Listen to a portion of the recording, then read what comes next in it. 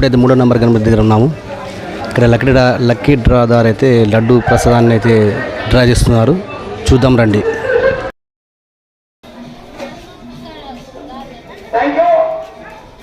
ఈ కార్యనిర్వహణ సభ్యులు ఎటువంటి భేదం లేకుండా నిజాయితీగా ఈ లక్కీ డ్రాను ఓపెన్ చేశారు. విజేత ఈ 21 కేజీల లడ్డు ప్రసాదాన్ని ఇచ్చిన విజేత శ్రీ మారుగొండ రాము గారు, వారి కుటుంబ సభ్యులకు ఆ గణనాథుల ఆశీస్సులు ఉన్నాయి. వారికి వేసింది. Congratulations to her.